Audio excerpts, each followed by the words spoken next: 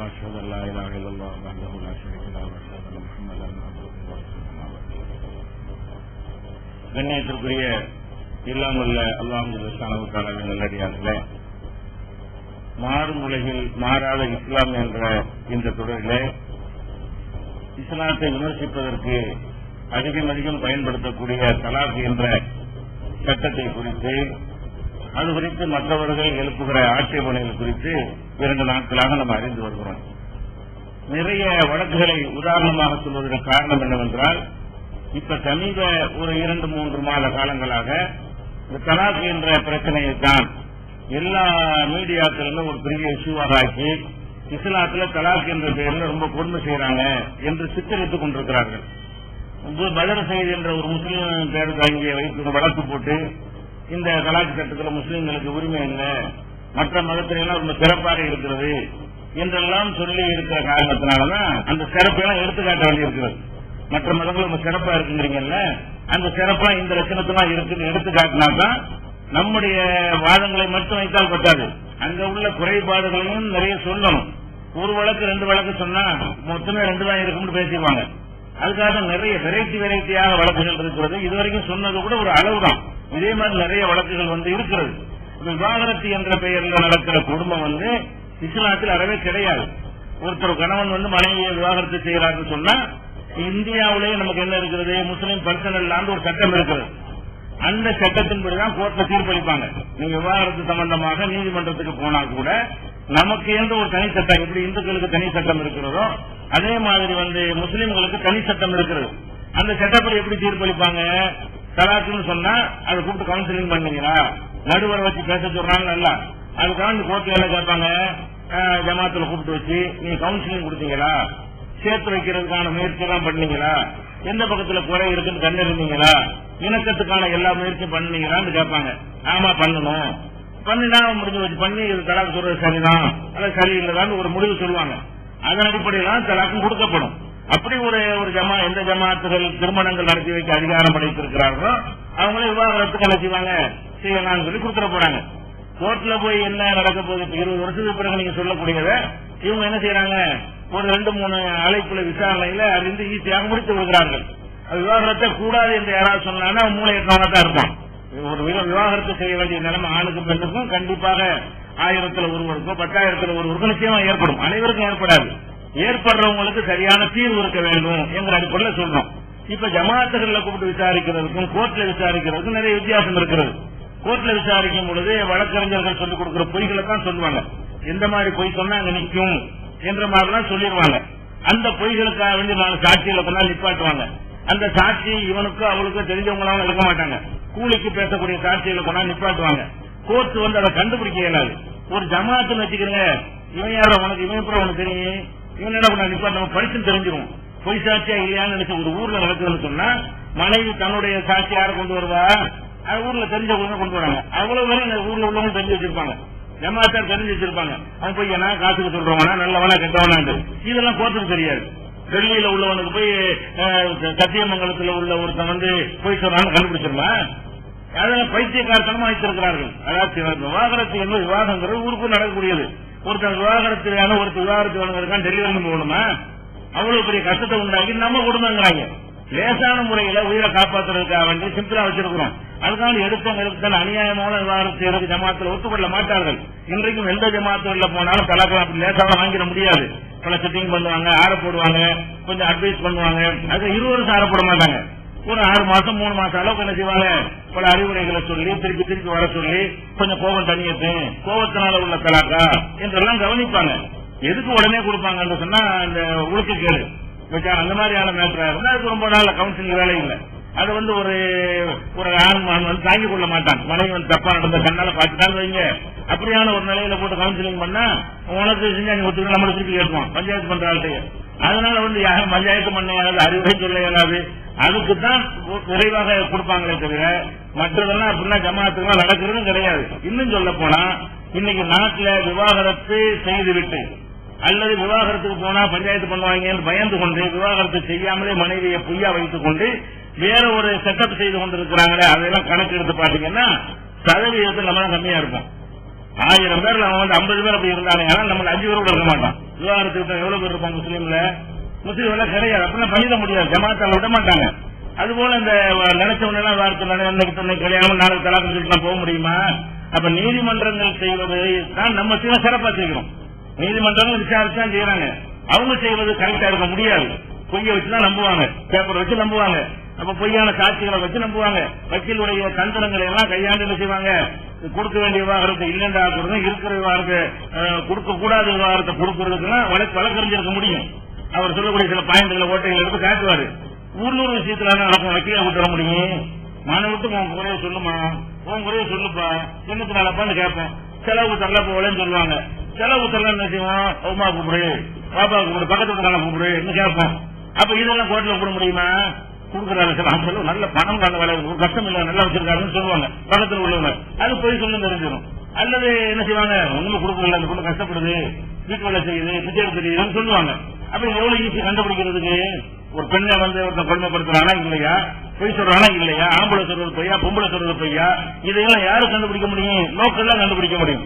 இதுக்கு supreme court வேணாம், high court வேணாம், உள்ளூர்ல உள்ள சாதாரண கோர்ட் வேணாம், எல்லா ஊர்லயும் கோர்ட் இருக்காது. குறைஞ்சபட்சம் தாலுகாவுக்காவது போகணுமா இல்லையா? அந்த தாலுகாவுக்கான வழக்கறிஞருக்கு அலையெல்லாம் சரியா வருமா? அப்புறம் டிஸ்ட்ரிக்ட் போகணும், அப்புறம் ஹைகோர்ட்டுக்கு வரணும், அப்புறமா சுப்ரீம் கோர்ட்டுக்கு போகணும். இப்படியே போய் அப்படியே சுப்ரீம் கோர்ட்டுக்கு போய் இன்னும் பணம் இருக்குங்கன்னா ஒரு நீதிபதி விசாரிச்சு பார்த்தா எங்களுக்கு பெஞ்சு போட்டு விசாரிங்க வந்து சீராய்வு மனு மறுபடியும் மனுவை கொடுக்கணும். இப்படியே ஒரு 30-40 வருஷம் எடுத்துட்டு போய் மனுஷனை வந்து ஓட்டாண்டி ஆக்கி நிம்மதி இலக்க செய்வதை விட இது எவ்வளவு சிறப்பாக இருக்கிறது. இதை போய் விமர்சனம் பண்ணுகிறாங்க. அதுக்காக சொல்றோம், இதை போய் நீங்க விமர்சனம் பண்ணுகிறீர்களே, உங்களுடைய சிறப்பான சட்டங்களை கொண்டு சொல்லுங்க. பிற மதங்கள் எல்லாம் சிறந்த உரிமைகள் வழங்கப்பட்டிருக்கிறது, இஸ்லாத்தில் இல்லை என்கிற வழக்கு போடுற அளவுக்கு கூறுகட்டவர்களாக, மார்க்கத்தை அறியாதவர்களாக, சட்டத்தை அறியாதவர்களாக இவ்வளவு வழக்கு தீர்ப்பளிக்கிறாங்க. அதெல்லாம் அறிந்திருந்தா ஒரு வழக்கறிஞருக்கு என்ன தெரியணும், வழக்கு போடுற வழக்கறிஞருக்கு என்னென்ன மாதிரி விவாகரத்து வழக்கெல்லாம் வருது என்று அறிவு இருக்கணுமா இல்லையா? அந்த அறிவு இல்லாம கொச்சைப்படுத்துற விதமாக வழக்கு போட்டு அந்த கும்பல வழக்கு போட்ட காரணத்தினாலேயே மீடியாக்கள் எல்லாம் அந்த கேமரா ஃபீல்ட்ல செய்யறாங்க, அது ஒரு பெரிய இஷ்யூ ஆக்குறாங்க. அப்புறம் பேப்பர் காரர்கள் அதான் முக்கிய செய்தியா போடுறான். அதுக்காகத்தான் இந்த 2 நாள் உங்களுக்கு விஷயம் சொன்னது. விவாகரத்து என்ற பெயர்ல என்னென்னலாம் நடக்குது. நம்ம நாட்டை பொறுத்த வரைக்கும் பெண்களுக்கு விவாகரத்து லேசா கிடைக்கணும். பெண்களுக்கு விவாகரத்து கிடைப்பதற்கு தான் சட்டம் இருக்கே தவிர ஆண்களுக்கு விவாகரத்து கிடைக்காது சட்டத்தில். எவ்வளவு நியாயமான காரணம் இருந்தாலும் 26 வருஷம் இவங்க சொல்லிவிட்டேன். 26 வருஷம் ஆளா காலம் கூட செய்ய முடியாது, அது செய்ய முடியாது. இந்த திருக்கை பைத்தியமா இருந்தா கூட பொய் சொல்லி கல்யாணம் பண்ணி கொடுத்திருந்தா கூட விவாகரத்து கிடைக்காது என்ற அளவுல இப்படி இருக்கிறது. பெண்களை பொறுத்தவரை விவாகரத்துக்கு வந்து அவங்க சட்டத்தில் என்ன வச்சிருக்காங்க, 7 காரணம் சொல்றாங்க. இந்த 7 காரணம் இருந்தா சட்டப்பட்டு விவாகரத்து கொடுத்துருவாங்க. பெண்களுக்கு புருஷனை பிடிக்கல அப்படின்னா என்ன சமத்துவம் பேசுறீங்க. பெண்ணுக்கு புருஷனை பிடிக்கலன்னா உடனே விவாகரத்து கொடுத்துறீங்க. ஆணுக்கு பிடிக்கலன்னா சுப்ரீம் கோர்ட் வரைக்கும் கடைசியில் என்ன செய்யறான், இல்லங்கிற தீர்ப்பு தான் 90 பேர் வாங்குறான், இருக்குங்கிற தீர்ப்பு 10 பேர் வாங்குறான். அதுக்குள்ள அவங்க 85 வயசு ஆகிடுது. இதுதான் இப்ப நடக்கக்கூடிய விஷயம். இப்ப என்ன சட்டம் வச்சிருக்கிறாங்க, அதாவது இந்து திருமண சட்டம் 1954, சிறப்பு திருமண சட்டம் 1955 போட்டு வச்சிருக்காங்க. அந்த சட்டத்தில் என்ன செய்யறாங்கன்னா 1, 2, 3 வந்து 13வது விதியில சொல்லி வச்சிருக்காங்க. ஒரு பெண் வந்து விவாகரத்து கோர்ட்ல கேட்கறதா இருந்தா தன்னுடைய கணவன் வந்து வேற பெண்ணோட தொடர்பு வச்சிருக்காரு அப்படின்னு சொல்லி நிரூபிக்கணும். அல்லது பெண்ணை கொடுமைப்படுத்துறாருன்னு சொல்லி நிரூபிக்கணும். மதமாற்றத்துக்கு வற்புறுத்துறாரு, என்னை வந்து வேற மதத்துக்கு போகலான்னு வற்புறுத்திட்டு இருக்கிறாரு என்று சொல்லணும்.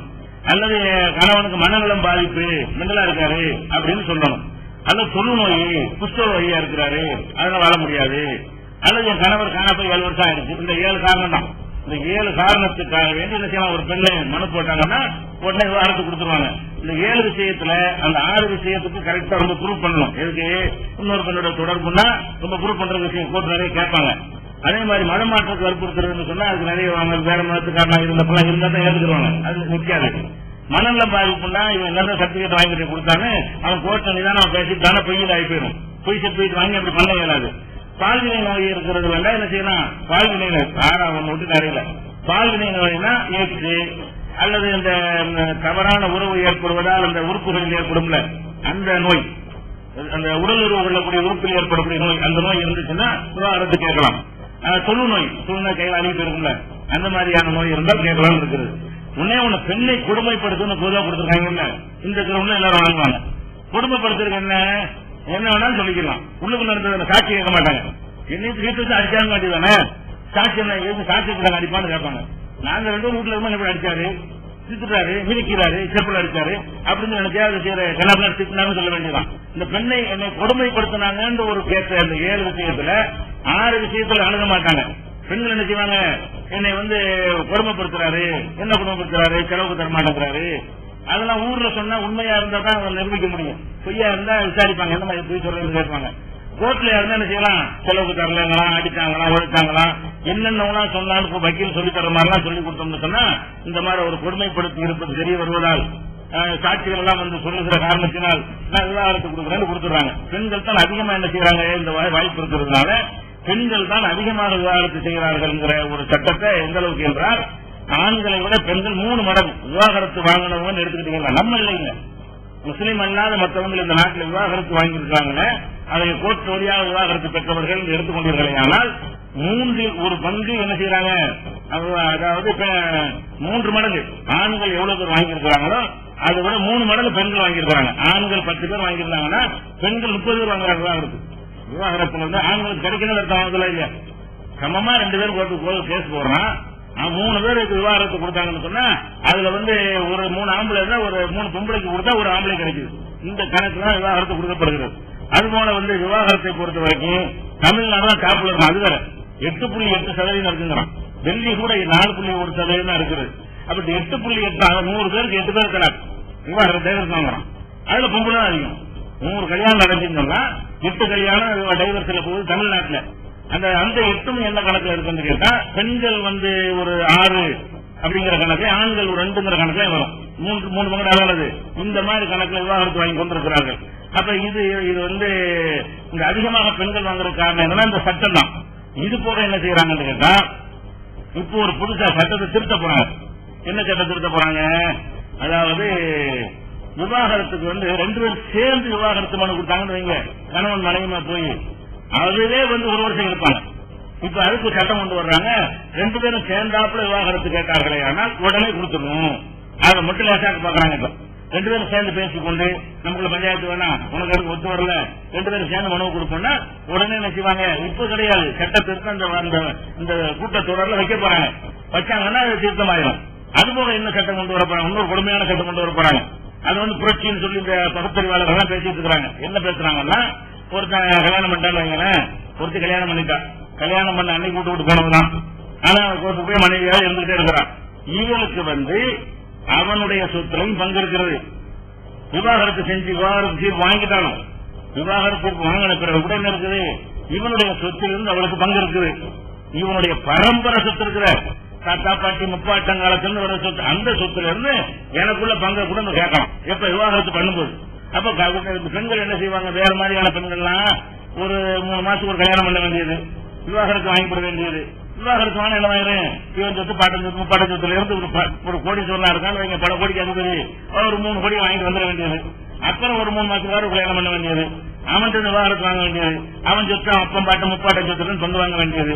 இப்படி அதை விவாகரத்துக்கு பிறகு அந்த சொத்துல ஒரு விவாகரத்து ஆகி போயிட்டா இவன் சொத்துல இவன் சம்பாத்தியத்துல கொடுக்க போறாங்க. புதுமையா திருமண குழுவை அமைச்சு ஆராய்ச்சி பண்ணி கண்டுபிடிச்சு இந்த சட்டத்தை அமைச்சரவையில கூடி பேசி சரியான சட்டம் ஒத்துக்கொண்டு இப்ப பார்லிமெண்ட்ல போட போறாங்க சட்டம். நல்லவர்களுக்கு இருந்து நல்ல நம்மளால காப்பாற்றிக்கிட்டான். இதுல நம்மளால ஒன்றும் செய்ய முடியாது. முஸ்லீம்களுக்கு பர்சனலா இருக்கிறது இந்த குறுக்க சட்டங்கள், நமக்கு சொத்துரிமைக்கு தனி சட்டம் இருக்கிறது. அப்ப இந்த மாதிரிலாம் யார் பாதிக்கப்பட போறா, முஸ்லீம் அல்லாத மக்கள் பாதிக்கப்பட போறாங்க. அப்படி பாதிக்கப்படும் பொழுது அப்ப இந்த மாதிரி திரட்டல் பண்ணக்கூடிய பெண்கள், ஒழுங்கா நடக்கக்கூடிய பெண்கள் ஒழுங்கா இருப்பாங்க. மிரட்டல் பண்ணக்கூடியவங்க, இதே ஒரு தொழிலா பண்ணிக்கிட்டு இருக்கிறவங்க, வேணும்னு அலங்கா பேராடிகளா இருக்கிறவங்க, இந்த மாதிரியான ஒரு பெண்களுக்கு எல்லாம் என்ன செய்வாங்க, ஆட்டம் போட ஆரம்பிப்பார்கள். அப்புறம் ஆம்பளை என்ன மாதிரி பண்ணுவான், கல்யாணம் ஒரு அக்ரிமெண்ட் நுழைஞ்சோம் அவ்வளவுதான் நரகம், பேசாம பத்தி நினைச்சபடி வைத்து அது பெட்ரு என்று அந்த சமுதாயத்தை கல்யாணமற்ற ஒரு சமுதாயமாக மாற்றப் போகிறார்கள். இந்த மாதிரி எல்லாம் சட்டம் கொண்டு வர பயப்படுவானா இல்லையா? அடுத்த பேரு கல்யாணம் பண்ணுவீங்க, வீட்டுல அங்க இருந்துருவா, சொத்துல பங்கு கேப்பா, இன்னொருத்தி கல்யாணம் பண்ணுவோம், அவளும் பங்கு கேப்பா, கடைசி திருவிழா நிக்கணும், தலைமுறையா சேர்த்து வந்த சொத்துமா என்ன வாங்கணும், மனைவிக்கு பாதியை கொடுப்பாங்க, அது பாதியா கொடுத்துட்டு இருக்க வேண்டியதான். 1 கோடி வச்சிருப்பான், இந்த பிள்ளைக்கு 50 கொடுத்துருவான், இன்னொருத்தி கல்யாணம் பண்ணுவான், 50 லட்சம் கையில இருக்கும், அது ஒரு 25 போயிடும், இன்னொருத்தி கல்யாணம் பண்ணுவான், அவனுக்கு 12 போயிடும். இப்படியே போய்கிட்டு இருந்து இது என்னடா சட்டமாயுது. அப்ப இந்த மாதிரி எல்லாம் சிறந்த சட்டமா அமைச்சர்கள் வச்சு தீர்மானம் போட்டு நிறைவேற்றுவாங்க. கூடுகட்டாவுக்கு தான் இருக்கிறாங்க. சட்டம் ஏற்ற இடத்துலையும் எம்பிக்கள் எம்எல்ஏக்களா இருக்கிறவங்களுக்கு அறிவு கிடையாது, சட்ட நிபுணர்கள் இருக்கிறவங்க அறிவு கிடையாது. சூழலை கூட சிந்திக்க மாட்டேங்கிறாங்க. பிரச்சனையை நமக்கு வந்தால் என்ன என்ற அளவில் யோசிக்க மாட்டேங்கிறாங்க. இப்படிலாம் ஏற்றக்கூடிய அவனுடைய மகனுக்கு இப்படி ஏற்பட்டால் என்ன செய்வான்னு யோசிக்கிறது கிடையாது. இப்படி செஞ்சா முற்போக்குன்னு பேசிக்கிறாங்க. இது பெண்கள் சப்போர்ட் பண்ண இவன் நினைக்கிறான். பெண்களை சப்போர்ட் பண்ணுவாங்களே. இத இந்த மாதிரியான கேடுகட்ட பெண்கள் ரொம்ப குறைந்த எண்ணிக்கையில் இருப்பார்கள். இவங்களை பெண்களே சேர்ந்து நிற்கிறாங்க.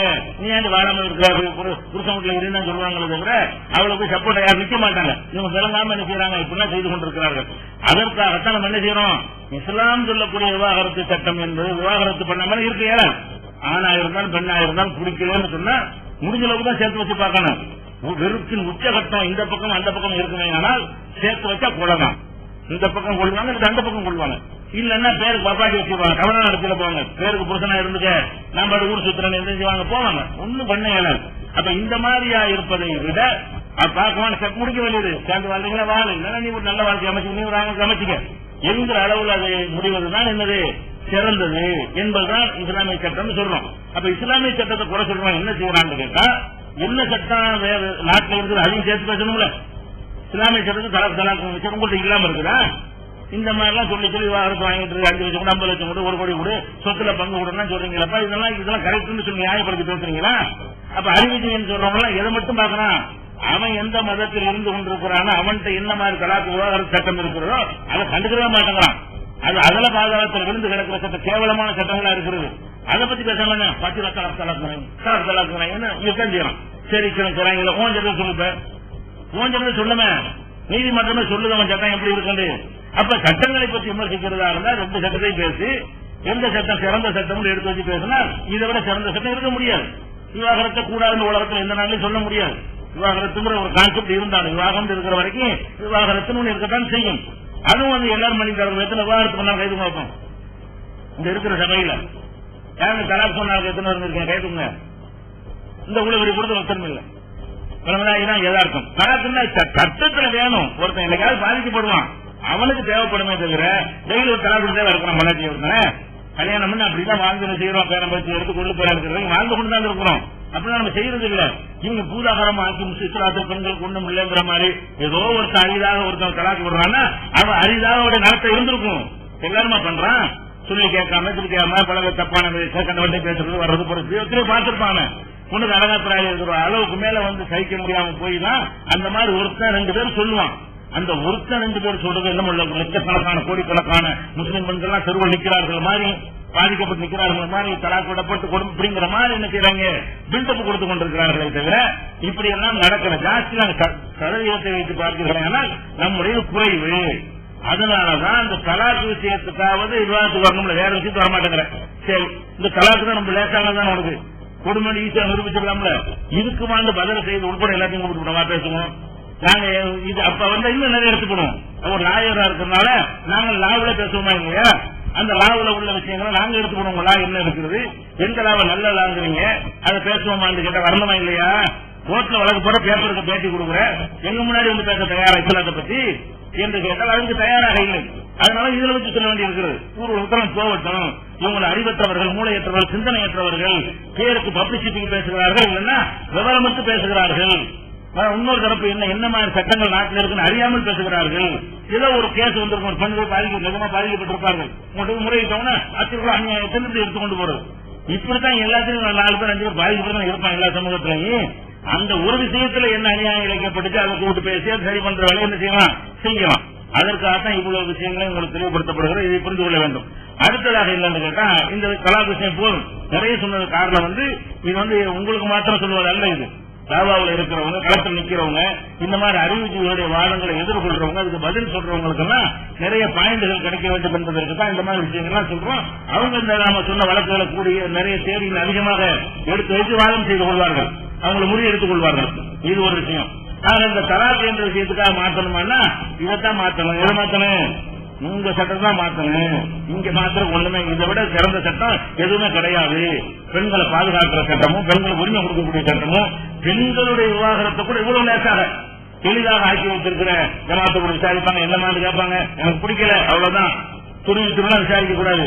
ஒரு பெண்ணு பிடிக்கலன்னு சொன்னா அவள் வாழ்க்கையில இழப்பு அவளுக்கு தெரியும், தெரிஞ்சுக்கிட்டு வேணான்றான்னு சொன்னா ரெண்டு விஷயம் தான் இருக்க முடியும்.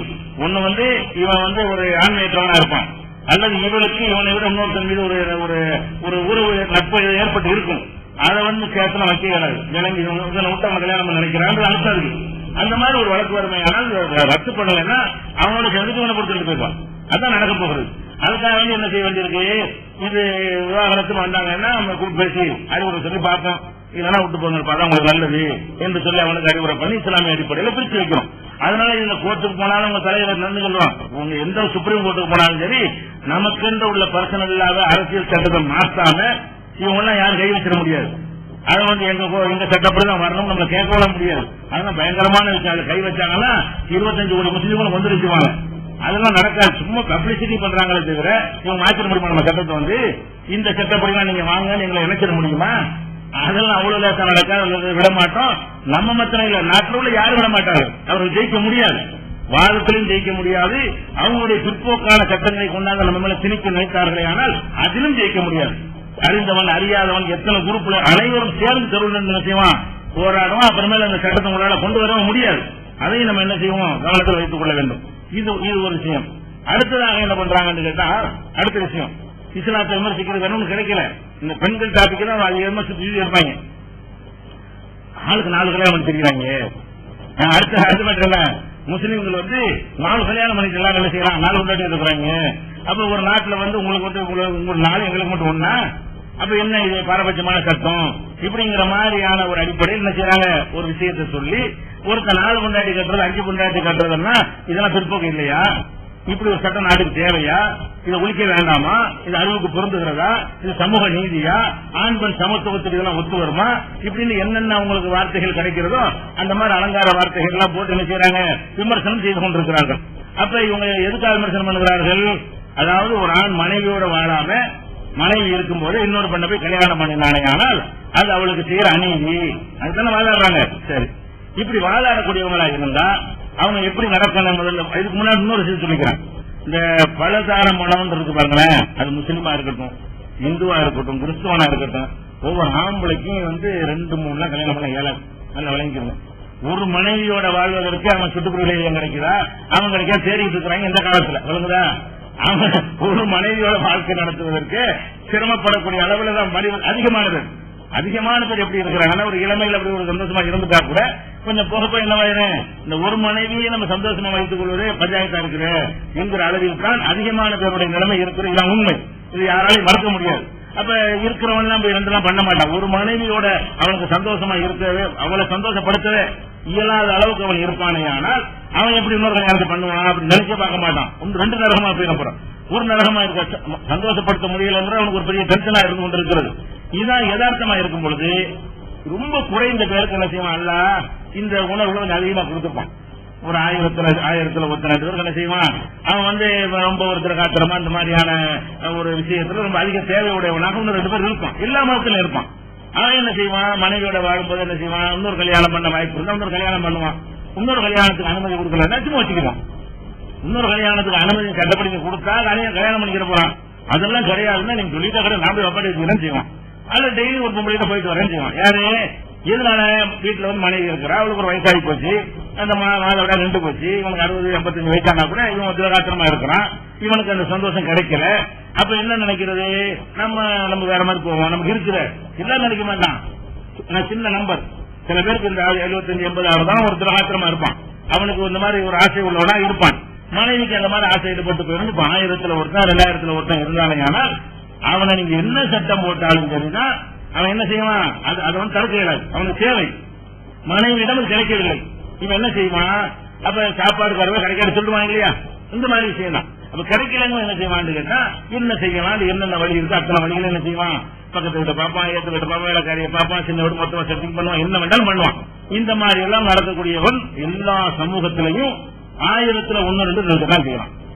இதுதான் இவன் தான் செய்யறான். முஸ்லீம்ல பலதாரம் பண்றவன் இவனாத்தான் இருப்பான், இந்துவுல பலதாரம் பண்றவன் இவனாத்தான் இருப்பான், கிறிஸ்துவுல பலதாரம் பண்றவன் இவனாத்தான் இருப்பான். எல்லாருமே இருக்க மாட்டான், எல்லாரும் பண்ண மாட்டான். இன்னும் சொல்ல போனா அதிகமாக பலதாரம் பண்ணவர் யார் என்பதை மத்திய அரசாங்கம் வெளியிட்ட ஒரு அறிக்கையிலேயே இந்துக்கள் பலதாரம் பண்ண படின சேர்த்து வச்சுடுறான். இந்துக்கள் 5%, முஸ்லீம்கள் 4%, பழங்குடியினர் 17% இருக்கிறாங்க புள்ளி விவரம். பழங்குடி இந்துக்களும் சேர்க்கணும், அது சேர்த்தா 17 22 ஆகி போயிடும். அப்ப பழங்குடியினர் மதத்தவர் யாரு? இந்துதானே. பழங்குடி தனியா பிரிக்கலாம். இந்துக்கள் 5, முஸ்லீம்கள் 4, பழங்குடி 17 சொல்லி பிரிக்கிறாங்க. அப்ப பழங்குடியும் சேர்த்து பாத்தீங்கன்னா 22 பேர், 4 பேருங்கிற கணக்கு வருது பலதார மனம் செஞ்சவர்கள். அதனால ரொம்ப நம்ம என்ன செய்யறோம், குறைவாத்தான் இந்த பலதாரமும் நடக்கிறது. ஆனா என்ன மாதிரி காட்டுறாங்க உலகத்துல பாருங்க, முஸ்லீம் ஆளுங்கெல்லாம் பாருங்க, ஆளுக்கு 4 பொண்டாட்டி வச்சுட்டு இருக்கிற மாதிரி ஒரு படம் காட்டி பெண்களுக்கு ஒரு கொடுமை இருக்கிற மாதிரி செய்கிறார்கள். அப்படி நடக்கவில்லை, அதிக அளவில் நடக்கவில்லை, மிக குறைந்த அளவில் எல்லா சமூகத்திலும் நடக்கிறது. எல்லா சமூகம் நடக்கிறது, அவ்வளவு வேண்டியதில்லை. என்ன மாதிரி பேசுறாங்க, நாங்க கல்யாணம் பண்ணோம்னா முஸ்லீம் கல்யாணம் பண்ணா 2ஆம் கல்யாணம் விட்டுறீங்க, முஸ்லீம் அல்லாத பண்ணா ஜெயில பிடிச்சு போடுறீங்க. ஏன் 494 495 2 செக்ஷன் இருக்குது. 494 போட்டு என்ன செய்றீங்க, அவனை 2ஆம் கல்யாணம் பண்ணான்னு உள்ள பிடிச்சு போடுறீங்க, விமர்சனம் பண்ணுகிறார்கள். எத்தனை பேர் பிடிச்சு போட்டுருந்தீங்க, எத்தனை பேரை பிடிச்சு போட்டிருக்காங்க. இந்த மாதிரி செஞ்சார்கள் பெரிய பெரிய பதவியில உட்கார்ந்துட்டு இருக்கான். உள்ள பிடிச்சு போட்டியா? யார உள்ள பிடிச்சு போட்ட? நம்ம முதல்வர் கருணாநிதி முன்னாள் முதல்வர் இருந்தாரு, அவர் எத்தனை பேர் முதலமைச்சரா இருந்தார்? எத்தனை பேர்? 4 5 தடவை முதலமைச்சரா இருக்காரு. அவர் 2 வருடம் வாழ்றாரு இல்லையா? அப்ப எங்களுக்கு தான் சட்டம், அவருக்கு இல்ல. அவர் என்ன பண்ணீங்க, அவரை ஜெயில போட்டீங்களா, வழக்கு போட்டீங்களா? குறைஞ்சபட்சம் முதலமைச்சராக கூடாதுன்னு சொன்னீங்களா? நடத்தை விதியை மீறி இருக்கிறார் இவரு. முதலமைச்சராக இருக்கிற இந்த சட்டத்துக்கு இடம் கிடையாது, இந்த மாதிரி தகுதி ஏற்றுட்டாருன்னு சொல்லி சின்ன வருமான வரி கணக்காட்டாட்டி தகுதி ஏற்று வருவீங்க. அற்ப காரணத்துக்கு இதை தகுதி நீக்கம்னு செய்வீங்க. ஆனா இது எவ்வளவு பெரிய 2 வகையான பெரிய கிரிமினல் குற்றம். 7 ஆண்டு சட்டத்தில் பேப்பர்ல இருக்குது, 7 ஆண்டு சிறை தண்டனை தரக்கூடிய குற்றம். 2வது கல்யாணம் பண்ணுனா 7 வருஷம் உள்ள போட்டுருவாங்க. எவனை போட்டீங்க 7 வருஷம்? ஒருத்தனையும் போட கிடையாது. முன்னாள் சபாநாயகர் காளிமுத்து இருந்தாரு, சட்டத்தை வகுக்கிற இடத்துக்கு சபையில் இருந்தாரு. அவர் 2 மனைவியோட வாழ்ந்தாரு. 2 மனைவியோட வாழ்ந்துட்டு சட்ட சபையில உட்கார்ந்துட்டு சட்டம் இயற்றுகிற சபைக்கு சபாநாயகர் தலைவராக இருக்கிறார். அவர் என்ன பண்ணீங்க, எத்தனை 7 வருஷம் உள்ள போட்டீங்களா, வழக்கு போட்டீங்களா? ஒண்ணும் கிடையாது, சும்மா பொய். எல்லாரும் நான் சொல்றேன், எல்லாரும் செய்து கொண்டிருக்கிறாங்க. நம்ம என்ன செய்யறோம், ஒளிமை இல்லாம அந்த இன்னொரு அப்படி குரலுக்கு வந்துட்டியா, மனைவியில் உரிமையை கொடுத்து பண்றாங்க. நீ என்ன செய்யற, உரிமையை கொடுக்காத விபச்சாரம் பண்ணுங்கிற. அதான் வித்தியாசமே தவிர இதுதானே பண்ணிட்டு தானே இருக்கிறாங்க. நம்ம கப்பல் மந்திரியா இருந்தார் திருநாவுக்கரசு, இங்க தமிழ்நாட்டிலே மந்திரியா இருந்திருக்கிறாரு. அவரு எத்தனை மணி 2 மணி நேரம் இருக்காரு இல்லையா? அவர் என்ன சட்டம் என்ன செஞ்சு அவர் ஒன்னும் செய்ய முடியல. வீரபாண்டி ஆறுமுகம் இறந்து போன பிறகு 2 மணி நேரம் சண்டை போட்டுருப்பேன், யாருக்கு சொத்துருப்பேன். வீரபாண்டி ஆறுமுகம் இருந்தாரு, அவருக்கு முதல் மணி 2ஆம் மணி கேட்கப்பட்டு கோர்ட்ல எனக்கு சொத்தா உனக்கு சொத்தாங்க. அவங்க என்ன பண்ணீங்க, அவர் இத்தனை மணி மந்திரி அப்படி இருந்தாரு, எத்தனை பொறுப்புகளை வகிச்சிருக்கிறாரு, எத்தனை வாரியங்களை தலைவராக இருந்திருக்கிறாரு. அப்ப ஒரு இவ்வளவு பெரிய பொறுப்புல இருக்கிற ஒரு ஆள் என்ன செஞ்சுட்டீங்கன்னா, எங்களுக்கு சட்டம் உங்களுக்கு சட்டம் வாங்காட்டாங்க, எல்லாம் செஞ்சுட்டு இருக்கிறாங்க. இதை அதை விளைவிக்கணும். அதுக்கு என்ன, இந்த ராம்விலாஸ் பசவாண்டு ஒருத்தர் இருந்தாரு, அவர் தான் இந்தியாவில் அதிக வாக்கு வித்தியாசத்தில் ஜெயித்தவர். அவரை மீறி இன்னும் யாரும் ஜெயிக்கல. டெல்லியில மந்திரியா இருந்தாரு, பார்லிமெண்ட்ல இருந்தாரு, எம்பியா பல தடவை இருந்திருக்கிறாரு. அவர் 2 மணி தான் செய்தாரு, வாழ்ந்து கொண்டிருக்கிறாரு. இன்னொரு சாமியார் கூட 20 மணிகளை வாழ்றாருன்னு சொல்லி நினைக்கிறாங்க. அது ஒரு கேஸ் நடந்து கொண்டிருக்கிறது. அதுக்கப்புறம் எழுத்தாளர் ஜெயகாந்தன், பாலகுமாரன், இந்த எழுத்தாளர்கள் கொண்டாடி இருக்கிறாங்க. முற்போக்குன்னு எழுதிக்கிறாங்க. ரொம்ப முற்போக்கு எழுதக்கூடிய ஆளுக்கு இவங்க தான். ரொம்ப முற்போக்கு எழுத விட 2 மணியோட வாழ்ந்து கொண்டு தான் இருக்கிறார்கள். அப்ப இப்படி பட்டியல் பெரிய நீளுகிறது. எடுத்து பாத்தீங்கன்னு சொன்னா பெரிய பெரிய தலைகளா கிடைக்கிறது. ஊர்ல எடுத்து பாத்தீங்கன்னா எல்லாருமே இருப்பாங்க. அதிமுக பரஞ்சோதி ஒரு எம்எல்ஏ இருந்தாரு, அது அந்த பொண்ணு நான் தான் பண்ணாடி இன்னொருத்துக்கு வழக்கு கொடுத்து அது கேஸ் நடந்து மந்திரி பெரிய புடுங்கினாங்க. பாத்தீங்களா இல்லையா? மந்திரி ஆக்கிவிட்டு மந்திரி பெரிய புடுங்கினாங்க. அப்ப எத்தனை ஒரு ஊருக்கு போன அப்படி இருக்காங்க. அப்ப எல்லாரும் பண்ணி அப்ப சட்டம் சட்டங்கிறீங்க எங்க பாருங்க, எல்லாருமே பண்றாங்க. இங்க எப்படி 1000 பேர் பண்றாங்க, அங்கேயே தான் பண்ணிட்டு இருக்கிறான். இன்னைக்கு ஒரு தடவைக்கு டெல்லிக்கு தயாளமலை கூட்டிட்டு போறாரு, ஒரு தடவை ராஜாத்தம்மலை கூட்டிட்டு போறாருல, உறுப்பினர் வச்சிட்டு இருக்காரு. ரகசியமா கேட்கும், ஊருக்கு தெரியாம இருக்குதா? அது என்ன சட்டம் என்ன இருக்கு, சட்டங்களா என்ன இருக்குன்னு கேட்டா ஒண்ணும் கிடையாதுங்க. சட்டத்தில் என்ன இருக்குன்னா, 2வது கல்யாணம் பண்றது குற்றம் இருக்குது. 2வது கல்யாணம் பண்றது எப்ப குற்றம் தெரியுமா? இந்து மத முறை பிரகாரம் 2வது கல்யாணம் பண்றதுதான் குற்றம். அதை விளங்கிருங்க. 2வது கல்யாணம், ஒரு கல்யாணத்தை இந்து மத சடங்கோட பண்ணிவிட்டான். இன்னொரு கல்யாணத்தை மோதிர மாத்தியோ அல்லது 2-3 சடங்குகளை விட்டுவிட்டோ ஏதாவது செஞ்சுட்டான்னு வைங்க, கோர்ட்டுக்கு போனா இந்து மத பிரகாரம் இது கல்யாணம் இல்ல, அதனால இவர் 2ஆம் திருமணம் செய்கிற குற்றத்தை செய்யவில்லை அப்படின்னு கோர்ட்ல தீர்ப்பளிச்சிருவாங்க. முதல் மனைவி கேஸ் கொடுத்தான்னு வைங்க, என் கணவர் 2வது திருமணம் செஞ்சாரு, 2வது கணவர் என்ன செய்யணும், 2வது கல்யாணம் பண்றாங்க, இந்த இந்து மதத்தின்படி உள்ள சடங்கு 1 விட்டுறணும். ஒரு அம்மி மிதிக்கிறது விட்டுறணும், ஒரு அருந்ததி பாக்குறது விட்டுப்படணும், அப்படின்னு சில சடங்குகளை ஒண்ணு விட்டுட்டாங்க. அங்க சொல்லுவாரு 2வது கல்யாணம் நடந்தாலும் கல்யாணம் கிடையாது, இந்து மதத்தினுடைய சடங்கு விடுபட்டு போச்சு, இந்து மத பிரகாரம் திருமணம் நடக்கவில்லை, திருமணம் நடக்கவில்லை என்றால் இவர் இரண்டாம் திருமணம் செய்த குற்றத்தை செய்யவில்லை தீர்ப்பளிக்கிறாங்க கோர்ட்ல. அப்ப காஷ்மீர்ல பங்காரி ஒரு ஆள் என்ன செய்யறாரு, அவரு ரெண்டாவது கல்யாணம் பண்ணிடுறாரு. முதல் மனைவி கேஸ் போட்டு விட்டாங்க, என் புருஷன் ரெண்டாவது கல்யாணம் பண்ணா தண்டிக்கணும், 7 வருஷத்துக்கு உள்ள போடணும் கேஸ் போட்டுறாங்க. அப்ப அந்த தீர்ப்பு ஹைகோர்ட்ல தீர்ப்பளிக்கிறாங்க. மத சடங்கு சில சடங்கு விடுபட்டு இருக்கிறது. இந்த இரண்டாவது கல்யாணம் செய்யும் பொழுது இந்து மத சடங்கை சிலர் விட்டு விட்டார். அதனால வப்பாட்டி தான், சடங்கு இல்லாத காரணத்தினால் அவர் வப்பாட்டி தான். வப்பாட்டி வைத்துக் கொள்வதை தடுக்க சட்டத்தில் இடமில்லை. வப்பாட்டி வச்சு நகர்த்து நடக்கிறது கல்யாணம் பண்ண தடுப்போம், கல்யாணம் இல்லை. இது இந்து மதப்படி கல்யாணம் நடக்கலாம்.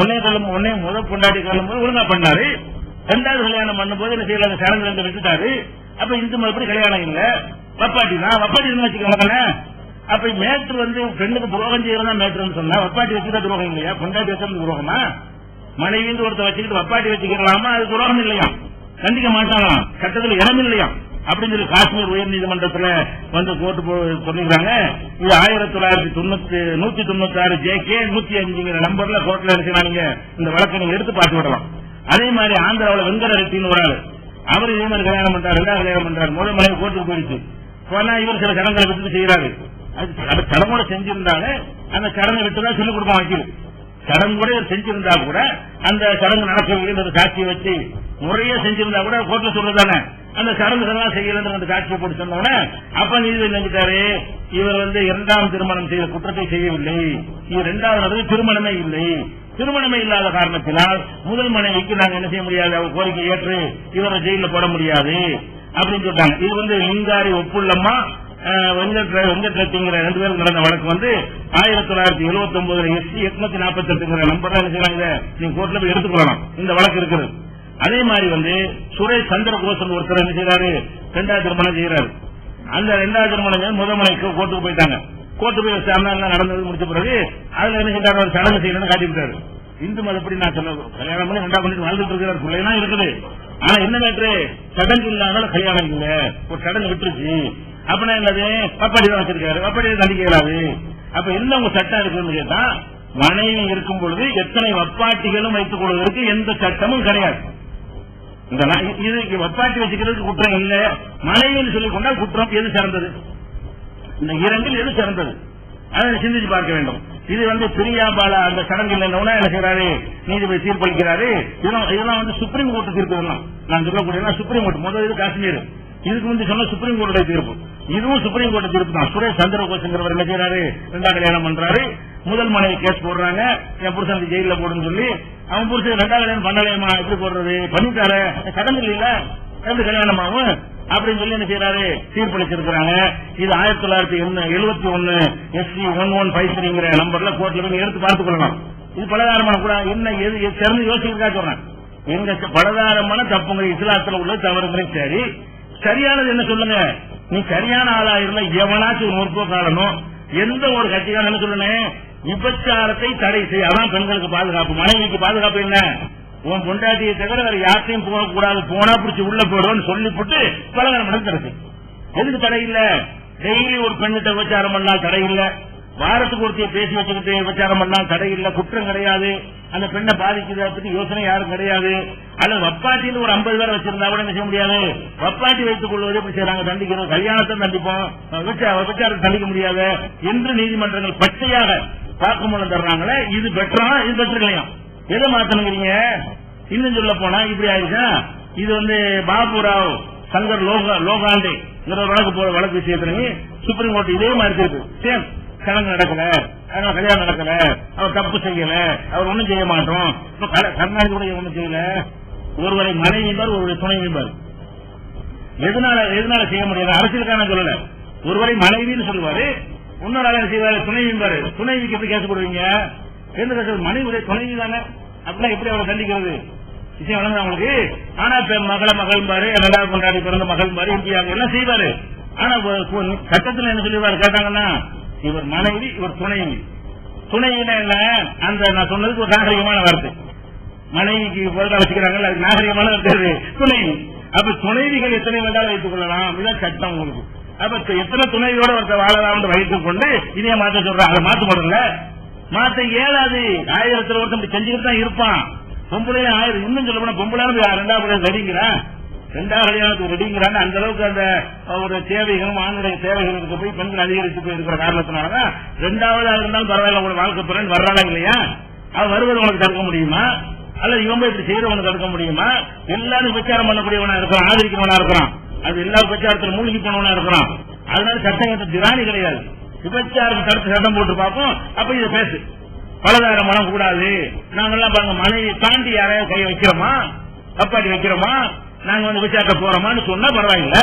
நாங்க மனைவிங்கிற உரிமை அவங்களுக்கு தானே கொடுத்துருக்கிறோம், வச்சுக்கிட்டு நாங்க எத்தனை வட்டம் போகிறோம் உங்களுக்கு தானே மனைவி அவ தானே அப்படின்னு சொல்வார்களே. ஆனால் இது பெண்ணுக்கு பாதிப்பு இல்லையா? பெண்களை பாதிக்கிறதுக்கு தான் உங்களுடைய வாதம், இந்த வாதம் செய்வீர்களே. ஆனால் அப்ப என்ன செய்யணும், வப்படி இருக்கணுமா இல்லையா? அப்ப இந்த ஒரு விஷயத்துல இது மாதிரியான வழக்குகள் வந்து நிறைய இருக்குது. இப்ப என்ன ஆச்சுன்னு தெரியுமா? மகளிர் உரிமையா பேசினாங்கல்ல, பெண்ணுரிமை எல்லாம் இப்ப எங்க மாறுறாங்கன்னு பாருங்க. இவன் ரெண்டாம் கல்யாணம் வந்து குற்றம் சொல்லிட்டாங்கன்னா அவன் வப்பாட்டி தெரியும், அவன் வப்பாட்டி வச்சுட்டு தெரிஞ்ச உடனே இந்த வப்பாட்டிகளுக்கு நியாயம் கிடைக்காம அவங்க எல்லாம் மகளிர் கமிஷன்ல போனாங்க. பெண்களுக்கு நாங்கள் பெண்கள் மகளிருக்கு தானே நீங்க இருக்கிறீங்க, பெண்களுக்கு ஆசனம் இருக்கிறீங்க, நாங்க ரெண்டாவது வப்பாட்டி என்ன வச்சுட்டு இருக்கிறாங்க, என்னோட சந்தோஷம் இருக்கிறானே, அவனுக்கு பிள்ளைலாம் பெற்று கொடுத்துருக்கானே, அப்ப எனக்கு வந்து உரிமை கிடைக்கலையே, என் உரிமைக்கு நீங்க போராடுங்க. பாயிண்ட் எப்படி திரும்புது? முதல்ல இந்த மகளிர்லாம் வந்து பெரிய பெண்ணு பேசிட்டு இருந்தாங்க. இப்ப என்னடா ஆச்சுன்னு கேட்டா, இந்த ரெண்டாவது உள்ள வப்பாட்டி கம்பெனி எல்லாம் போய் என்ன செய்யறது, டெய்லி இந்த கம்பெனி போனவொடனே நாட்டுல வந்து தேசிய மகளிர் கமிஷன், இந்தியா முழுவதும் தேசிய மகளிர் கமிஷன் ஒரு கமிஷன் இருக்குது. அவங்கள்ட்ட இந்த மாதிரி கம்ப்ளைண்ட் போன என்ன செய்யறாங்க, ஆமா நம்ம சிந்திக்காமல் இருந்துட்டோம், நேற்று அடிப்படையான இந்த பெண்கள் பாதிக்க அது யோசிக்கணுமா இல்லையா? வப்பாட்டி வச்சுக்கலாம்னு சொன்னா உரிமை இல்லாம போயிருதுங்க. கல்யாணம் சொன்னா உரிமை கிடைச்சு போயிருமே. இவளுக்கு முன்னாடி வச்சுட்டான், சரி வச்சுட்டான், எப்படியோ ரெண்டாவது ஒருத்திய போய் அவன் வந்து வாழ்க்கை நடத்திட்டு இருந்தான்னு சொன்னா அதே மாதிரிதானே சந்தோஷம் அனுபவிக்கிறான். அதே மாதிரிதானே எல்லாம் அவளும் செய்யறா, அந்த மனைவி செய்யற எல்லாத்தையும் செய்யறாளா இல்லையா? அவளுக்கு அவள்கிட்ட இன்பு அடைந்து கொண்டு அவளுக்கு அவள் மூலம் பிள்ளையும் பெற்று விட்டு நீ மனைவி இல்லைன்னு நீங்க சட்டத்தில் சொன்னீங்களா? இது அநீதியா இல்லையா என்று இந்த பாதிக்கப்பட்ட அந்த சின்ன வீடுகள் துணைவிகள் எல்லாம் என்ன செய்யறாங்க, வந்து கம்ப்ளைண்ட் பண்றாங்க மகளிர் கமிஷன்ல. மகளிர் கமிஷன் தேசிய மகளிர் கமிஷன் ஒரு ஆள் இல்ல, அது பெரிய கமிஷன் குழுவெல்லாம் செஞ்சு மகளிருக்காகவே பாடுபடுறதுக்கான சட்டப்பூர்வமான அமைப்பு. அவங்க என்ன செய்யறாங்கன்னு கேட்டா, இப்ப ஒரு பரிந்துரை மத்திய அரசு கொடுக்கறாங்க, ஒரு அறிக்கை. என்ன கொடுக்கறாங்கன்னா, சட்டப்படி திருமணம் செய்து குடும்பம் நடத்திய மனைவிக்கு மட்டுமல்ல, பிரச்சனை என்று வந்தால் இரண்டாவது மனைவிக்கும் மூன்றாவது மனைவிக்கும் அவர்கள் மூலம் பிறந்த குழந்தைகளுக்கும் கூட ஜீவனாம்சம் தர வேண்டும். யார் சொல்றா? இரண்டாவது மனைவி இல்லைங்கிறீங்க. அப்ப அந்த வப்பாட்டி வச்சு ரெண்டாவது மனைவிங்கிறாங்க. என்ன வார்த்தை போடுறாங்க? தேவைப்பட்ட இரண்டாவது மனைவி தான் உங்களுக்கு வராது, எங்களுக்கு மட்டும் தானே வரேன். இவ்வளவு நாள் என்ன சொல்லிட்டு இருந்தீங்க, ஒரு மனைவி, நீங்க உங்களுக்கு தான் நிறைய மனைவி, எங்களுக்கு ஒரு மனைவி சொல்லிட்டு இருந்தீங்கல்ல. இப்ப மகளிர் கமிஷன் என்ன சொல்றாங்க, அதாவது முதல் மனைவிக்கு கொடுக்கிற அதே மாதிரியான உரிமைகளை எல்லாம் இரண்டாவது மனைவிக்கும் கொடுக்க வேண்டும், மூணாவது மனைவிக்கும் கொடுக்க வேண்டும், ஜீவனாம்சம் அனைவருக்கும் தர வேண்டும், அந்த குழந்தைகளுக்கும் தர வேண்டும். இதுக்கு என்ன அர்த்தம் கேட்கிறேன். நீங்க மாதிரி நாங்க மாறுறோமா? இதுதானே குறைச்சு தெரிஞ்சீங்க. இதுல அப்படி இப்ப என்ன சொல்ல வர்றீங்க, வப்பாட்டியா வச்சுக்கிட்டாலும் வப்பாட்டியில பொண்டாட்டிங்கிறீங்க, இரண்டாவது மனைவிங்கிறீங்க. வெறும் வார்த்தையால் மட்டும் சொல்லவில்லை, அதை வந்து மனைவியின் அங்கீகரித்து இதே மாதிரி சொத்துரிமை எல்லாத்தையும் கொடுக்கணுங்கிறீங்க. அதுக்கு பிறந்த குழந்தை அங்கீகரிக்கணுங்கிறீங்க. இது தேசிய மகளிர் கமிஷன் இப்பதான் அறிக்கையை கொடுத்திருக்காங்க. இப்ப ஆராய்ச்சி பண்ணி அடுத்த சட்டம் கொண்டு வந்துறாங்க. என்ன செய்வாங்க, எல்லாரும் ரெண்டாம் கல்யாணம் பண்ணலாம் பண்ணி தொலைஞ்சிட்டு போ. அவங்களுக்கு சட்டப்படி அந்த பெண்ணு அவளும் பெண்ணு தானே, மனைவி மாத்திரம் பெண் இல்லையே, முதல் மனைவி மாத்திரமா பெண்ணு, இரண்டாவதா வந்து மனைவியாவோ துணைவியாவோ பாட்டியோ வர்றாள அவளும் பெண்ணு தானே, அவள் பாதிக்கப்படக்கூடாது தானே. அப்ப அவங்களுக்கு நியாயம் வழங்க வேண்டும் தானே. அதனுடைய எண்ணிக்கை அதிகரித்த பிறகுதான் அவங்களுக்கு விஷயம் வழங்குறது. ஆஹா பிரச்சனை வேற மாதிரி போகுது, பெண்ணுரிமைக்கு போடுறான். அப்ப கேட்கறான், இவன் மட்டும் தான் நான் பெண்ணு கேட்கறான். இந்த மனைவிக்கா வேண்டி பேசுறியம்மா, சரி பேசுமா, நான் ஒருத்தி பெண்ணு தானே, என்னுடைய சந்தோஷமா இருந்தால நானும் வாழ்க்கையில வந்து நிக்கிறேன்ல, நானும் பிள்ளை பற்றி வச்சிருக்கேன் கேட்டாங்க ஆன்சரு. அப்ப நீங்க என்ன செய்யணும், அதை தடுத்து நிறுத்தியாவது இருக்கணும். குறைஞ்சபட்சம் எவனால் வப்பாட்டி வச்சா 75 வருஷம் போடுவோம்னு சொல்லி பார்ப்போம், தூக்கு தண்டனை கொடுன்னு சொல்லி பார்ப்போம். ஒன்னும் செய்ய முடியாது. அப்ப சட்டம் போட திராணியும் கிடையாது, அமல்படுத்த இயலாது. அப்ப இருக்கிற சட்டம் எப்படி இருக்கிறது, இஸ்லாத்துல உள்ளவர்களும் சில பேர் மிக குறைந்த எண்ணிக்கையில அவனுடைய தேவை என்று கருதி வசதியும் இருந்து 2 மனைவி சமாளிக்க முடியும் என்ற நிலையில இருப்பானேயானால் அப்படி சில பேர் திருமணம் செய்வதை போல மற்ற சமுதாயத்தில் உள்ளவர்களும் என்ன செய்யறாங்க, திருமணம் செய்யாமல் பல துணைகளை வைத்துக் கொண்டு இருக்கிறார்கள். அபிஷியலா வெளிப்படையா டிக்ளேர் பண்ணிவிட்டு வைத்துக் கொண்டிருக்கிறார்கள். மனைவி என்கிற வார்த்தையை பயன்படுத்துவது இல்லை. பேர்ல மனைவி கட்டாமல் தான் சொல்லுவாங்க. கோர்ட்ல மட்டும் என்ன செஞ்சுக்கிறாங்க, மனைவி என்ற சொல்லை பயன்படுத்த மாட்டாங்க. கோர்ட்ல விசாரணைகள்ல மனைவி என்று சொல்ல மாட்டார்கள். மற்றபடி அழைத்து கொண்டு போகும்போது முதல் மனைவி கூட்டிட்டு போனா இரண்டாவது மனைவி கூட்டிட்டு போனாருன்னு சொல்லுவாங்க. அப்ப உலகத்துக்கெல்லாம் மனைவி என்று சொல்லிக் கொள்கிறார்கள். அப்ப என்ன விளங்குகிறது, உங்க செய்யற மாதிரி தான் அங்கேயும் செய்யறாங்க. வித்தியாசம் என்னன்னு கேட்டா, இரண்டாவது ஒருத்தரை வைத்து கல்யாணம் அவரோட சந்தோஷம் அனுபவிச்சுன்னா அவரே பொண்டாட்டி எங்க இருக்கீங்க, ஏன் அநியாயம் பண்ற பண்ணாம தான் ஒருத்தர் வரல விருப்பம். நீ ரெண்டாவது ஒருத்தைய போய் அவளுக்கு புள்ள கொடுத்துக்கிட்டு என் புள்ள இல்ல நல்லா நியாயம், அவளையும் பொண்டாட்டின்னு சொல்லுதான் இஸ்லாம் சொல்லுது. இவங்க சட்டம் என்ன சொல்லுது, பொண்டாட்டி கிடையாது அப்பாட்டி, உனக்கு அந்த உரிமை கிடையாது, இவங்க மட்டும் தான் பொண்டாட்டி. அப்ப என்ன இது என்னங்க நியாயம்? முதல்ல செயலை தடுக்கணும். பெண்கள் பாதிக்கப்படக்கூடாதுன்னா எல்லா பெண்களும் பாதிக்கப்படாத வகையில் சட்டம் கட்டணுமா இல்லையா? இது மாதிரி தேசிய மகளிர் கமிஷனே சொல்லக்கூடிய இதை பார்க்கிறோம். அதே மாதிரி இன்னொரு விஷயத்தை பாருங்க, இந்த பலதார மனத்தை பற்றி இவங்களுடைய நீதிமன்றங்களுடைய பார்வை, சட்டத்தின் பார்வை எப்படி இருக்குன்னு பாருங்க. தங்கவேலு ஒரு ஆள் ஏற்கனவே கல்யாணம் ஆனவர். தங்கவேலு ஒரு ஆள், தங்கவேலுடைய மனைவி இருக்கும் பொழுது ராஜேஸ்வரி இன்னொரு பெண் அவர் கல்யாணம் பண்றாங்க. கல்யாணமானவர்கள் தெரிஞ்சு, கல்யாணம் ஆன ஒரு பெண்ணு தெரிஞ்சு அவர் ரெண்டாவது மனைவி அவருக்கு என்ன செய்யறாங்க, பார்க்கப்படுறாங்க. ரெண்டு பேரும் கவர்மெண்ட் சர்வன்ட். இவர் அரசு ஊழியர், இந்த இரண்டாவது மனைவி அரசு ஊழியரா இருக்கிறாங்க. அதுக்கப்புறம் என்ன செஞ்சாங்கன்னா கம்ப்ளைண்ட் பண்ணி, இந்த தங்கவேலுங்கிறவர் இரண்டாவது கல்யாணம் பண்ணதுனால இவர் அரசு வேலையில் இருக்கக்கூடாதுன்னு சொல்லி கம்ப்ளைண்ட் போகுது. உடனே வெண்ணிக்கப்படுறாங்க. அரசாங்க வேலையில நிறுத்தி 5 வருஷம் நிறுத்தி வச்சு போடுறாங்க. அவர் எதிர்த்து மேல்முறையீடு எல்லாம் பண்றாரு. மேல்முறையீடு பண்ணவன மாநில தீர்ப்பாயம் விசாரிச்சுட்டு அவரை நீக்கணும் செல்லாது, அவர் வேலையை சேர்த்துக் கொள்ள வேண்டும் சொல்லி 5 வருஷத்துடைய பழைய கணக்கெல்லாம் சேர்த்து சம்பளத்தை கொடுத்து நினைச்சாங்க. அவரை பணியில நியமிச்சுட்டாங்க. அதாவது அவர் தப்பு செஞ்சுட்டாருன்னு சொல்லி இரண்டாவது கல்யாணம் பண்ணாரு நீக்கினாங்க. அவர் எப்படி போய் பண்ணிட்டு இருப்பாரு, இல்ல துணைவி இருப்பாரு, அதான் செஞ்சிருப்பாரு, வேலை செஞ்சிருப்பாரு. கல்யாணம் பண்ணாங்க, துணைவியா வச்சுட்டு இருக்காங்கன்னு ஏதாவது சொல்லியிருப்பாரு. ஏதாவது சுப்ரீம் கோர்ட் தீர்ப்பு காட்டி அந்த சடங்கு இந்த சடங்கு மனைவி இதான் மனைவி இவர் அப்படின்னு சொல்லி ஏதாவது சொன்னோட அவர் குற்றவியல் நினைச்சிட்டாங்க, வேலை கொடுத்து விட்டாங்க. அதுக்கடுத்து நான் அந்த ராஜேஸ்வரி பெண் இருக்குல்ல, அவனுக்கு எதிராக மனுப்புவது. இவ ஏற்கனவே கல்யாணமான ஒரு தலைவர் கல்யாணம் பண்ணிருக்கிறா, ஒரு அரசு ஊழியர் இப்படி செய்யக்கூடாதுன்னு அவனுக்கு நீக்கிட்டாங்க, வேலையை விட்டு. இவருக்கு வேலையை கொடுத்துட்டாங்க, அவளுக்கு எல்லாம் சேர்த்து வேலையை விட்டு நீக்கிட்டாங்க. அப்புறம் அப்புறம் ராஜேஸ்வரி வழக்கப்படுது. என்ன செய்யுது, என் புருஷனை இந்த மாதிரி கணவருக்கு 2 பேரும் ஒரே தப்ப செஞ்சிருக்கிறோம், அவரும் செஞ்சது தப்பு, 2 வேலைக்கு சேர்த்துக்கிட்டாங்க, நீங்க இப்படி சேர்த்துக்கிட்டாங்க, என்னை நீக்கணும் நியாயம் அப்படின்னு சொல்லிட்டு என் கணவர் நான் ஒரே மாதிரி தானே தப்பு செஞ்சிருக்கிறோம் அப்படின்னு சொல்லி கேஸ் போட்ட உடனே அதுக்கு நீதிபதி சந்தூர், அப்ப சந்தூர் தான் நீதிபதியா ஓய்வு பெற்றார்ல, அவர் தான் ஹைகோர்ட்ல நீதிபதியா இருக்காரு. அவர் என்ன தீர்ப்பளிக்கிறார்னா, அரசு ஊழியரை பொறுத்தவரை ஒன்றுக்கு மேற்பட்ட திருமணங்கள் செய்து கொள்ள தனிப்பட்ட சட்டம் அனுமதித்தாலும் அரசின் முன் அனுமதி இல்லாமல் செய்யக்கூடாது. இரண்டாவது கல்யாணம் பண்றது பர்மிஷன் வாங்கணும் அப்படின்னு சட்டம் சொல்றாரு.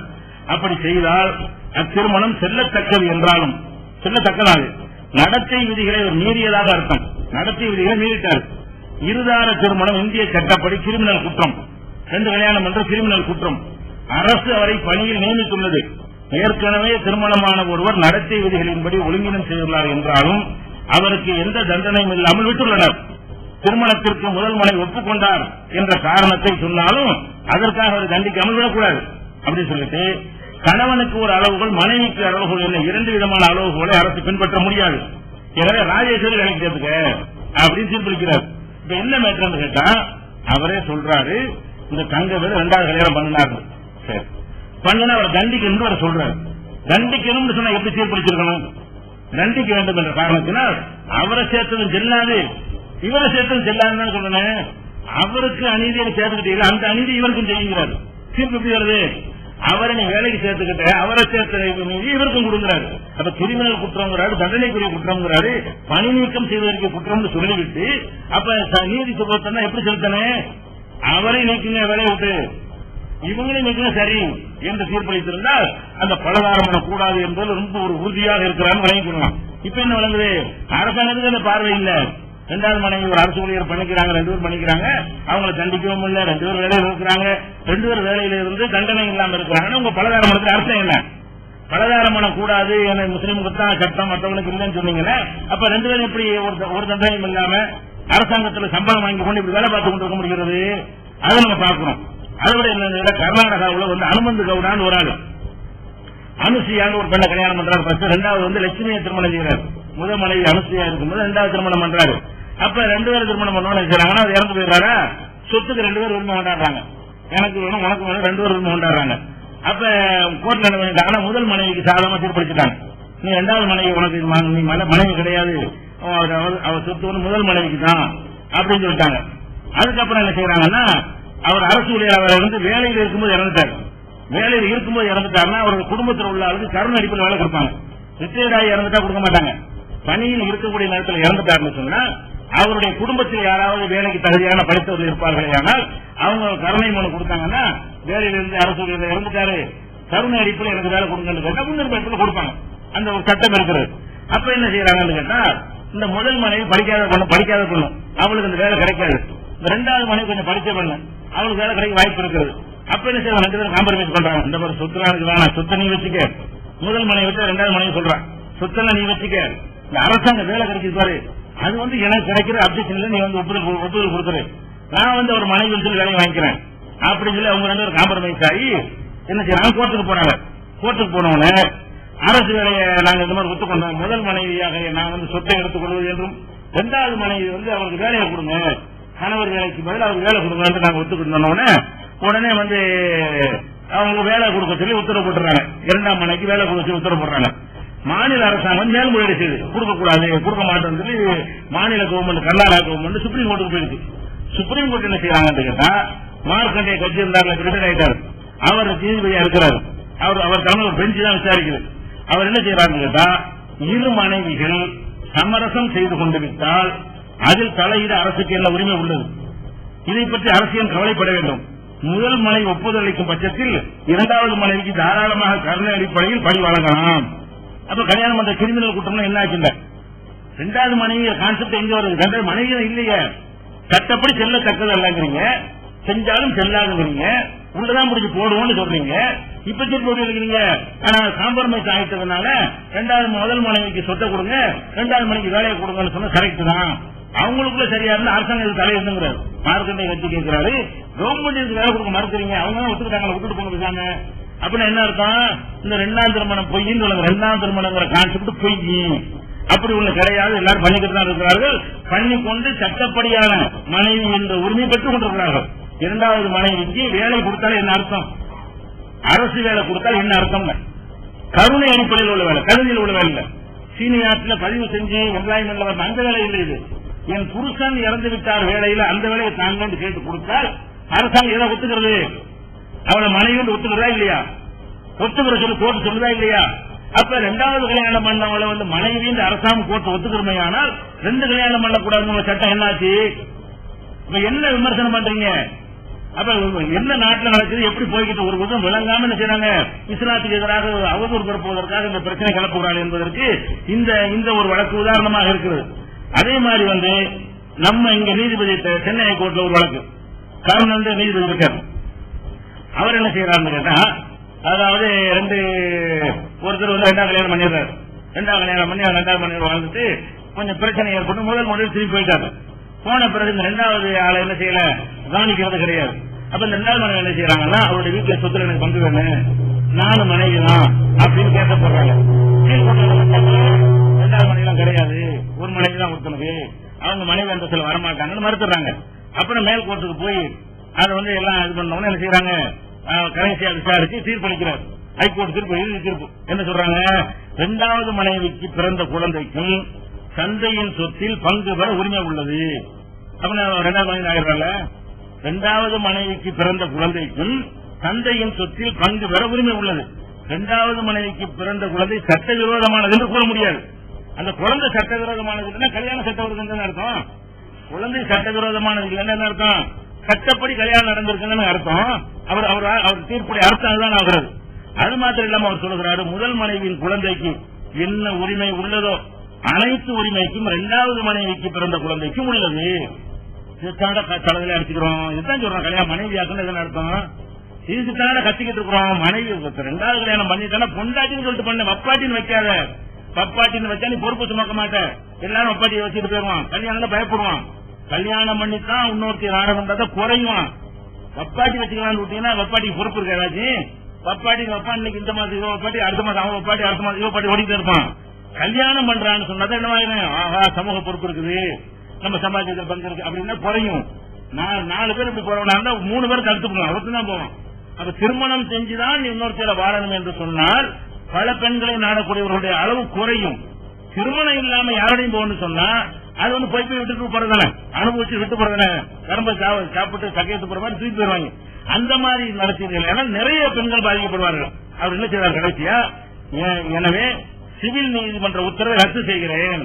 இந்த மனைவிக்கு 2ஆம் மனைக்கு உரிமை இல்லைன்னு சொன்னாங்கல்ல, அந்த குழந்தைக்கு உரிமை இல்லைன்னு சொன்னாங்கல்ல, அந்த உத்தரவு ரத்து.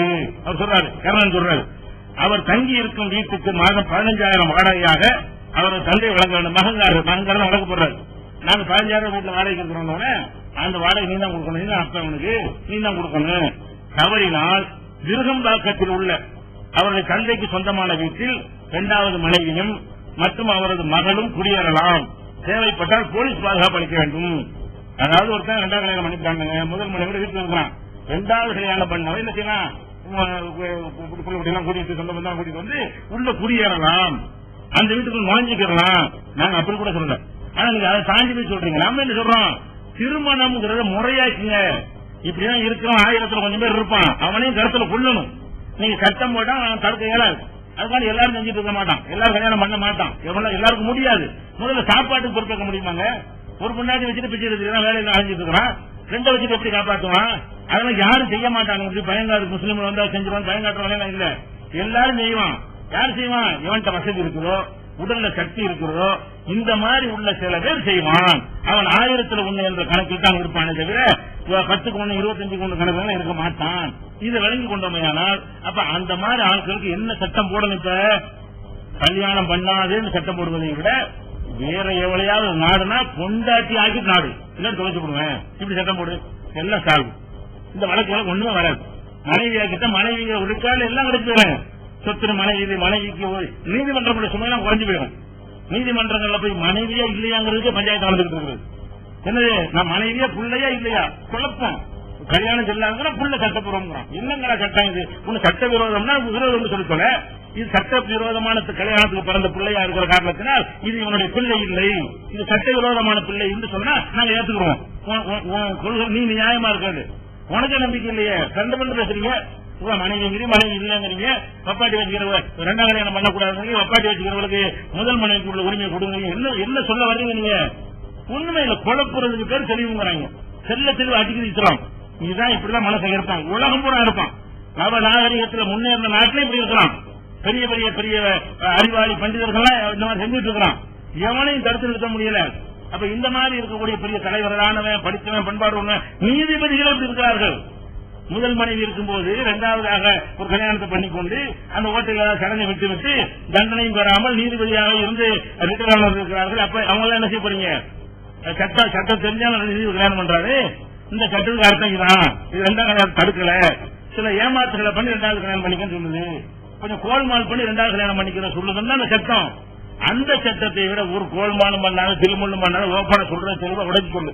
ஒளிவு முறையெல்லாம் பண்ணிக்கிறாங்க சொன்னா இது எவ்வளவு இருக்கு. அதான் இஸ்லாம் சொல்லுகிறது. அப்ப அந்த கர்ணன் அவர் தீர்ப்பளிச்சிட்டாரு. அதே மாதிரி வந்து சாயிராம்ங்கிற ஒரு மனைவி கிருஷ்ணவேணி, அவங்க 2 குழந்தைகள் இருக்கும்போது மனைவியை பிரிந்து மீராண்டு ஒரு ஆளை திருமணம் பண்ணிக்கிறார். அப்ப என்ன செய்யறாங்கன்னா பென்ஷன் கேட்டு கிருஷ்ணவேணி மனு கொடுக்குறாங்க. கணவர் இறந்துட்டாரு, அரசு ஊழியர் இறந்துட்டாருன்னு சொன்னா எனக்கு பென்ஷன் வேணும் அப்படின்னு கேட்கறாங்க. பென்ஷன் வேணும்னு என்ன செய்யறாங்கன்னா அவரு என்ன செய்யறாருன்னா பென்ஷனுக்கு அரசு ஊழியரா இருக்கிறோம் நாமினி குறிப்பிடணும். நான் இறந்து விட்டால் என்னுடைய பென்ஷன் எல்லாரும் குறிப்பிடணும், ஒரு பேர் அவர் சொல்லணும். அதுல வந்து முதல் மனைவியை சொல்லாம 2வது மனைவி சொல்லி வச்சிருக்கிறார். முதல் மனைவி கிருஷ்ணவேணி, 2வது மனைவி மீராவை போட்டு விட்டாரு. அவங்க என்ன பண்ணிட்டாங்க, நீ முதல் பொண்டாட்டியா இருந்தாலும் எங்க பேப்பர்ல யாரு இருக்கா, மனைவி மீரா தான் இருக்கு, அதனால மீராக்கு தான் தருவான்ட்டாங்க அரசாங்கத்துல, பென்ஷனை தர முடியாதுட்டாங்க. அப்ப குடும்ப நல கோர்ட்டுக்கு போன உடனே அவங்க நினைச்சிட்டாங்க நாமினி தான் பேசணும். அவர் யார மனைவி சொன்னார், அவர் மனைவி வந்து பார்க்க மாட்டாங்களாம். மனைவிய முதல் மனைவி இருக்கும்போது 2வது கல்யாணம் பண்ணிவிட்டு அவதான் மனைவி என்று சொல்லிட்டா அதான் மனைவி. அப்ப முதல் மனைவி தெருவில் அவதான் அப்பாடியா போற. இப்ப இவ மனைவி அவர் என்ன ஆயிடுறா, அப்பாடியா போயிடுறா. அப்ப என்ன செய்யறாங்க, குடும்ப நல கோர்ட்டுக்கு போனா ஆமா உனக்கு தான் உனக்கு கிடையாதுமா, நீ முதல் மனைவி இருக்கலாம், அவர் நாமினியை யார போட்டிருக்காரு, மீன் அவர் தான் போட்டிருக்காரு, கிருஷ்ணவேணியை போடல, உனக்கு இல்லைன்ட்டாங்க. அப்புறம் என்ன பண்றது, அது போய் மறுபடியும் ஹைகோர்ட்டுக்கு போய் அப்ளை பண்ணா பானுமதி எம்எல்ஏ 2 நீதிபதிகள் பெண் நீதிபதிகள் வந்து விசாரிக்கிறாங்க. அவங்க என்ன தீர்ப்பளிக்கிறாங்கன்னா 2ஆம் திருமணம் நடந்த போது முதல் மனைவி உயிருடன் இருந்திருக்கிறார். முதல் திருமணம் நிலுவையில் உள்ள போது முதல் திருமணத்தை விவாகரத்து ஆக்கிட்டு 2வது பண்ணணும். இந்துவுல முதல் திருமணம் நிலுவையில் உள்ள போது, நிலுவையில் உயிர் இருக்கும் பொழுது இரண்டாவது மனைவிக்கு பென்ஷன் வர உரிமை இல்லை, மீராவுக்கு உரிமை இல்லை. ஆனால் மீராவின் 2 குழந்தைகளுக்கும் பென்ஷன் வர உரிமை உள்ளது. மீராவுக்கு பென்ஷன் வர உரிமை இல்லை. ஏன்? ஃபர்ஸ்ட் மனைவிக்கு தான் உரிமை. அவர் நாமினியா போட்டாங்க, அவங்களுக்கு கிடையாது. இவங்க மனைவி இந்த உத்தரவு அடிப்படையில அந்த நாமினி கேன்சல் ஆகி போயிடும். இப்ப கிருஷ்ணாவணி கிடைச்சிடும். அதே நேரத்தில் மீராவுக்கு பிறந்த பிள்ளைங்க இருக்குல்ல, அவங்களுக்கு இருக்குது. இவர்களுக்கு உரிய முறையில் பிரித்து கொடுக்க வேண்டும். அப்ப இது என்ன அர்த்தம் நீங்க சொல்ல வர்றீங்க? இது கல்யாணம் இல்லைங்கிறீங்களா? கல்யாணம் இல்லைன்னா பிள்ளை இல்லைன்னு சொல்லுங்க. கல்யாணம் சொன்னா புள்ளன்னு சொன்னீங்கன்னா கல்யாணத்தை ஒத்துக்கிறீங்கன்னு அர்த்தமாகுது. அப்ப உங்க கொள்கை என்ன? சட்டவிரோதமான கல்யாணங்கள், சட்டப்பூர்வமான கல்யாணங்கிறீங்களா? ரெண்டுல ஒண்ணுதான் சொல்லணும். ரெண்டையும் சொல்றாங்க. சட்டவிரோதமான கல்யாணம் தான், ஆனா சட்டவிரோத கல்யாணம் இல்ல. எப்படி சொல்றாங்க? இது சட்டப்பூர்வமான கல்யாணம் தான், ஆனா சட்டப்பூர்வமான கல்யாணம் இல்லை. இப்படி சொன்னா அவனை திருத்தம்பிங்கல்ல. அப்படித்தான் சட்டங்கள் இருக்குது. நம்மளை விமர்சிக்கக்கூடிய சட்டங்கள் எப்படி இருக்கிறது? இந்த ஒரு கிறுக்கன் பேசுற விதத்தில் தான் இருக்கும் பொழுது எதை குறை சொல்ல வர்றீங்க? எல்லாம் செஞ்சுட்டு இருக்கிறான். இந்த ஓட்டையை பயன்படுத்தி செஞ்சுட்டு தான் இருக்கிறான். அதை வழங்கிக் கொள்ள வேண்டியது. அதே மாதிரி அர்த்தநாரின்னு ஒருத்தர் அவரால் அவர் என்ன செய்யறாரு? 1984 ஓய்வு பெற்றிருந்தாரு. 2 மனைவி இருக்கிறாங்க. பென்ஷன் என்ன பண்றாங்கன்னா, சரி நேரம் முடிஞ்சு மீது உள்ளதை நாளை தினம் பார்த்துக்கலாம்.